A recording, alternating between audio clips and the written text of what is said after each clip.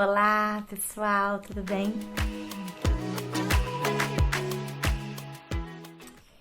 Vamos hoje a uma palavra que Deus tem gerado no meu coração. Mas são versículos que nós já conhecemos muito e falamos muito. E eles falam sobre a tentação de Jesus. Então eu vou ler com vocês apenas 3 versículos que vão dar início ao que Jesus passou no deserto para a gente compartilhar um pouquinho o que Deus gerou para mim e que possa abençoar a sua vida, tá bom? Diz assim, nós vamos ler em Mateus, capítulo 4, dos versículos 1 ao 3, e diz assim: Então Jesus foi levado pelo Espírito ao deserto para ser tentado pelo diabo. Depois de jejuar 40 dias e 40 noites, teve fome. O tentador aproximou-se dele e disse: Se és o Filho de Deus, manda que essas pedras se transformem em pães. E eu vou parar por aqui, porque esse texto ele tem muito ensinamentos para nós. Mas eu quero trazer a nossa atenção hoje para que a gente entenda que, olha só, Jesus foi levado pelo Espírito ao deserto para ser tentado pelo diabo. Olha que coisa forte.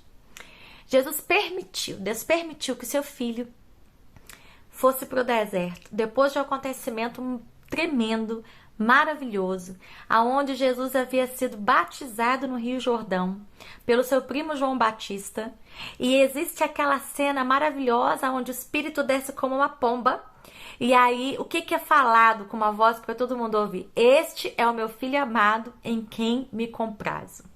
Existia ali naquele momento uma testificação, uma autoridade que vinha de Deus ali ratificando o processo, o projeto, o propósito e a promessa sobre a vinda de Jesus, que não se tratava só dele, mas tudo que ele iria fazer por mim e por você que estamos aqui hoje.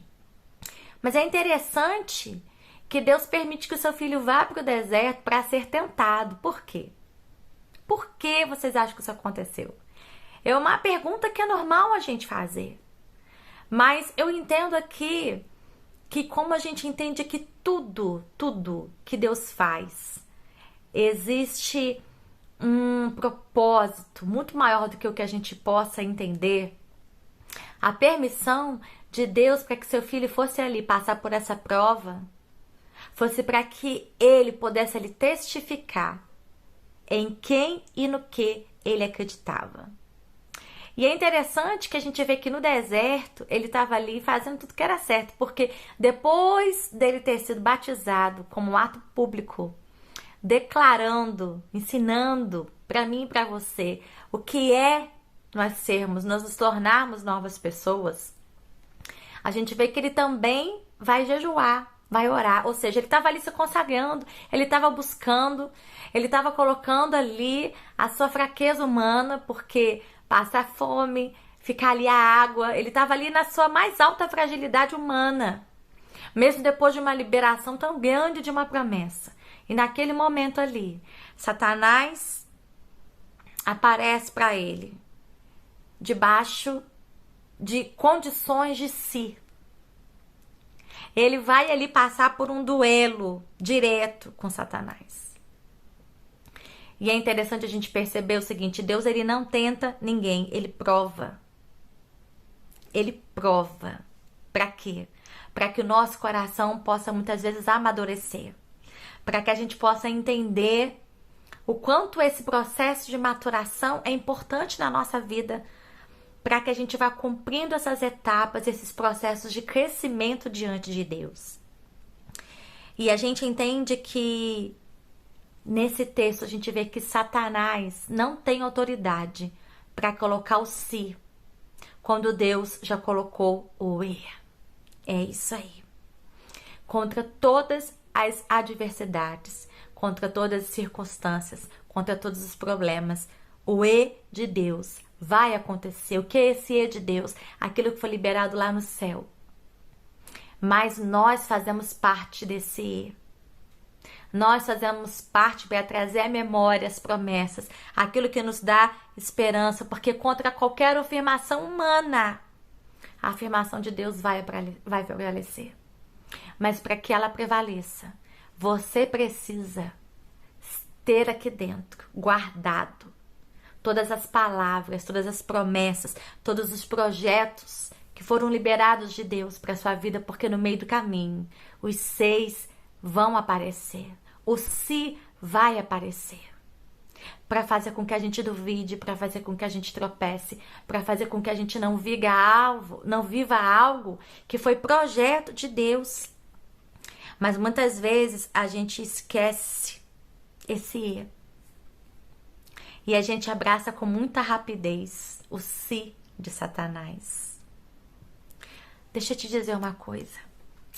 Nada pode abalar a convicção de quem você é em Deus. Você sabe quem você é em Deus. Muitas vezes você é abalado porque você duvida do quanto você significa para Deus e de quem você é para Deus. O E de Deus para você. O E de Deus para você.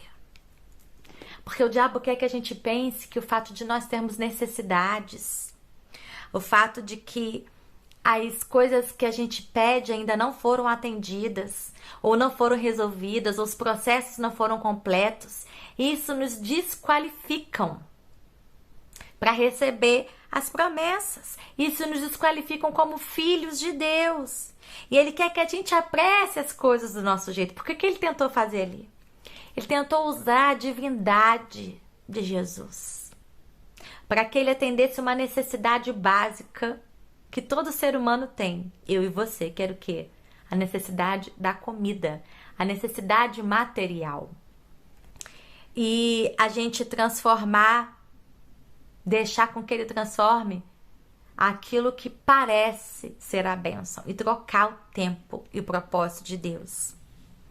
Deixa eu te dizer uma coisa que vem de Deus para mim e para você. Ele já manda pronto. Você, quando está no centro da vontade de Deus, você não precisa dar jeitinho. Você não precisa abrir mão dos seus princípios. Você não precisa fazer força para achar que vai se conectar com pessoas que podem te levar a algum lugar, porque o único que pode te levar para o lugar é Deus. As bênçãos te seguirão quando você converge a estar no centro da vontade de Deus. Satanás aqui, ele tenta Jesus com uma necessidade básica, porque ele tinha acabado de sair de um jejum de 40 dias. E quem está em jejum sem comer, só com água, sente o quê? Fome.